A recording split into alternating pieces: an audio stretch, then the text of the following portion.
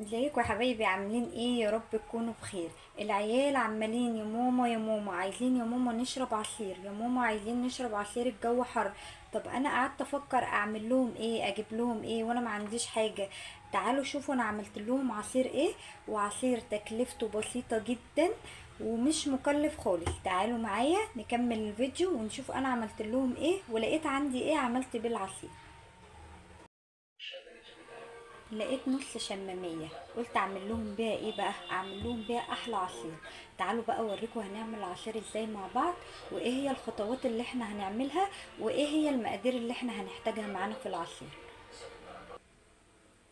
انا بقى هنا عملت ايه، قطعت الشمامة معايا بالشكل اللي انتوا شايفينه دون.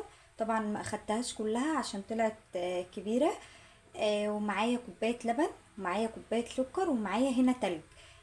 لو مفيش لبن عادي هنستغنى عنه، بس اللبن بيديله طعم تحفة. نضربه بقى في الخلاط. وهنا جبت الخلاط معايا اهو، حطيت شوية شمام. تمام. وهقوم نازلة باللبن بقى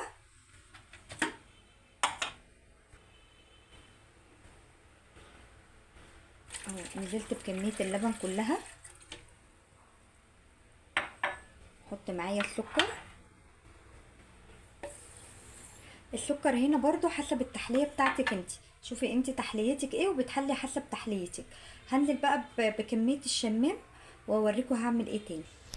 انا هنا زي ما انتوا شايفين كده نزلت بنص كمية الشمام علشان ما تبقاش تقيلة على الخلاط. هنزل معايا بالتلج.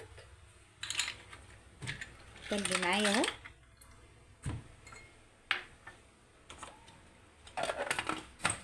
وهضرب بقى.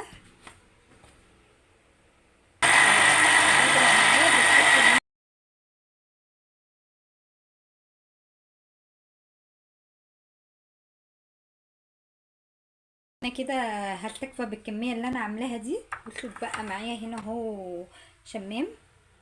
تمام. هروح اقدمه وارجع اوريكم شكله.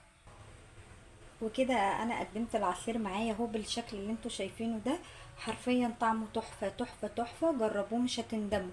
وتكلفته بسيطه جدا، الشمام في السوق رخيص جدا مش غالي. وهتعملي عصير حلو جدا للاولاد ومفيد جدا و... واحسن من اي عصير بره، هيبقى عصير فريش طبيعي 100%.